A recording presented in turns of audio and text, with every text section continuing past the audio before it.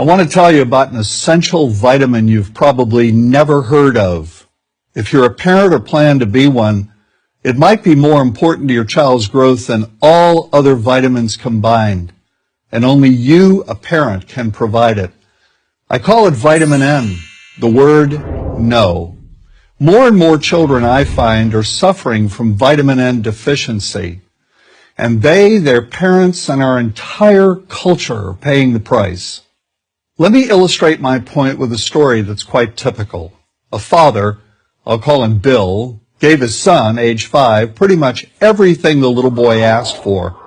Like most parents, Bill wanted more than anything for his son to be happy, but he wasn't. Instead, he was petulant, moody, and often sullen.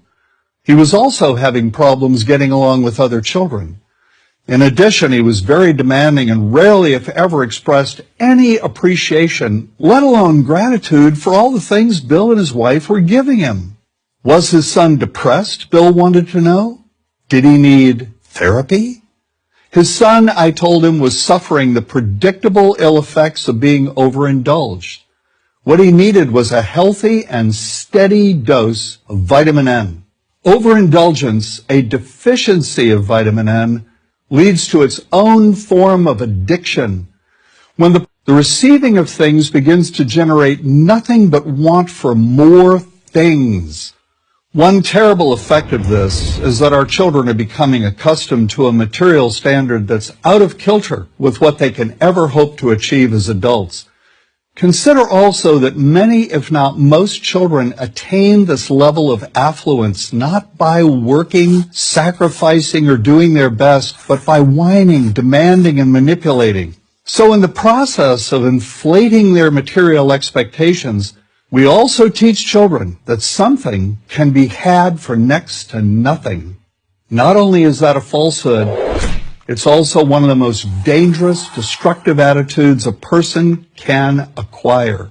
This may go a long way toward explaining why the mental health of children in the 1950s, when kids got a lot less, was significantly better than the mental health of today's kids. Since the 50s, and especially in the last few decades, as indulgence has become the parenting norm, the rates of child and teen depression have skyrocketed. Children who grow up believing in the something for nothing fairy tale are likely to become emotionally stunted, self-centered adults. Then, when they themselves become parents, they're likely to overdose their children with material things. The piles of toys, plushies, and gadgets one finds scattered around most households. In that way, overindulgence, a deficiency of vitamin N, becomes an inherited disease. An addiction passed from one generation to the next. This also explains why children who get too much of what they want rarely take proper care of anything they have. Why should they? After all, experience tells them that more is always on the way. Children deserve better. They deserve to have parents attend to their needs for protection, affection, and direction. Beyond that, they deserve to hear their parents say no far more often than yes when it comes to their whimsical desires. They deserve to learn the value of constructive creative effort as opposed to the value of effort expended whining, lying on the floor, kicking and screaming, or playing one parent against the other.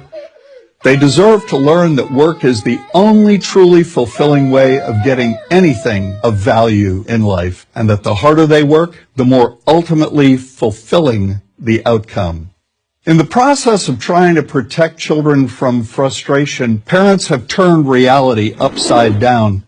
A child raised in this topsy-turvy fashion may not have the skills needed to stand on his or her own 2 feet when the time comes to do so. Here's a simple rule. Turn your children's world right side up by giving them all of what they truly need, but no more than 25% of what they simply want. I call this the principle of benign deprivation. No. Vitamin N. Dispense it frequently. You'll be happier in the long run, and so will your child. I'm John Rosemond, author and family psychologist for Prager University.